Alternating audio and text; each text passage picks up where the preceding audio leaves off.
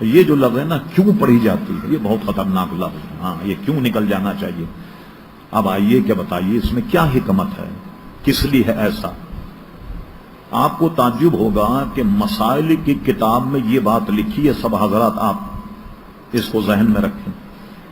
بچے کے کان میں اذان اور اقامت کہنے میں اگر دیر لگے تو بچہ ایک مرگی کی بیماری ہے اس کا شکار ہو جاتا. اور ایک قول یہ ہے کہ مرگی کی جو بیماری ہے شیطان کے وجہ سے یہ بیماری پیدا ہوتی ہے.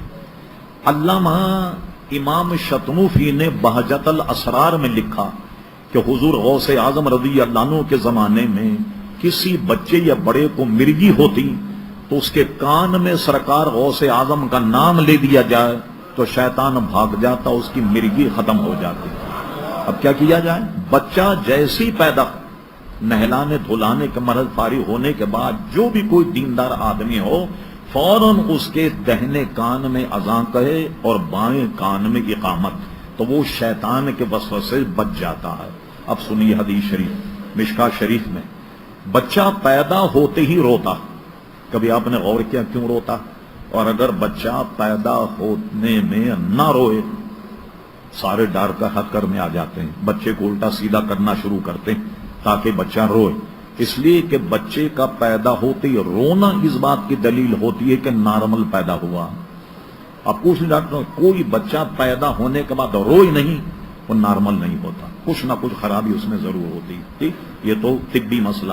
اور حدیث شریف میں ہے بچہ جب پیدا ہوتا ہے تو شیطان اس کو چھوتا، شیطان کے چھونے سے بچہ روتا.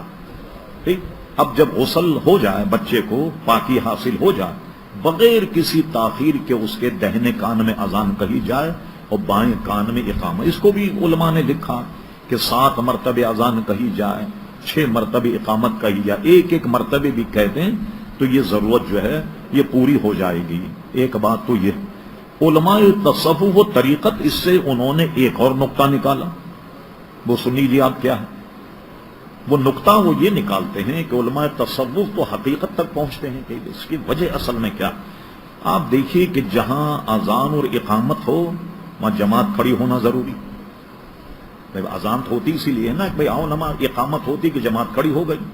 اذان اقامت اس لیے ہوتی ہے کہ بھئی جماعت کھڑی ہو گئی. اچھا یہ بتائیے کہ بچے کے کان میں اذان کہی جائے اقامت کہی جائے تو جماعت ہوتی؟ جماعت نہیں ہوتی. جب آپ نماز جنازہ پڑھتے ہیں تو جماعت ہے یا نہیں؟ جماعت سے پڑھتے ہیں، نہ اس میں اذان ہے نہ اقامت. یہ کیا وجہ؟ حالانکہ اذان اور اقامت جو ہے وہ تو جماعت کے لیے ہوتی. تو صوفیہ فرماتے ہیں اگر آدمی ہدایت حاصل کرنا چاہے وہ یہ دیکھے کہ یہ اس طرف اشارہ ہے کہ آدمی کی زندگی بس اتنی ہے، ادھر اذان ہوئی اقامت ہوئی اور ادھر جماعت کھڑی ہو گئی. یہ ہے انسان کی زندگی کا وقفہ. اسی میں ایک دوسرے کی ایسی تیسی کرتے ہیں، اسی میں بےایمانی کرتے ہیں، اسی میں ایک دوسرے کا مال کھاتے ہیں، ایک دوسرے کے دشمنی ہوتی. کیا کچھ دنیا میں نہیں ہوتا. زندگی اتنی ہے کہ اذان ہوئی اقامت ہوئی اور جماعت کھڑی ہو گئی. اس وقفے کے لیے آدمی کتنی برائیاں حاصل کرتا. تو صوفیہ کا تصور ہے وہ اس معاملے میں یہ، اور یہ سنت ہے کہ جب بھی بچہ پیدا ہو تو دہنے کان میں اذان اور بائیں کان میں اقامت کہی جائے تو شیطانی وسوسوں سے اللہ تبارک و تعالی بچے کو محفوظ رکھتا. اور اس میں قطعاً تاخیر نہ کی جائے. جی فلاں صاحب آئیں گے تو اذان ہوگی، وہ آ رہے ہیں 3 دن کے بعد، وہ 2 دن کے بعد، کوئی دیندار آدمی اذان کہہ دے چپ چاپ. اب وہ اذان کس طرح سے کان میں اس کے اذان کہتے ہیں. باہر لوگ میں نے دیکھا جیسے مسجد میں اذان کہتے ہیں بچے کو سامنے کھڑا انگلی کان پہ ڈال کر کے اذان کہتے ہیں. بھائی یہ اذان نماز کی نہیں ہے. تو بچے کے کان میں چپ چاپ سے اذان کہہ دو اور ایک کان میں اقامت کہہ دو، یہ شرعی ضرورت پوری ہو جائے گی.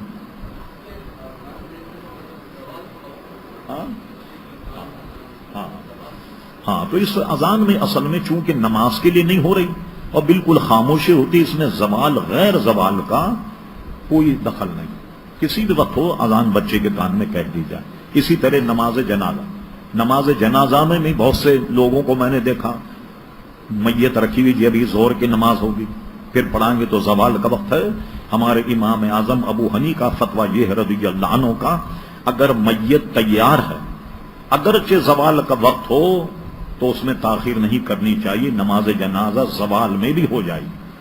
کیوں یہ ہے کہ نماز جنازہ میں سجدہ نہیں اور کچھ معاملات نہیں، لوگوں کو تاخیر ہوگی. جیسے 12 بجے آپ کہیں زوال کا وقت ہے تو آدمی کو 2 گھنٹے بیٹھنا پڑے گا.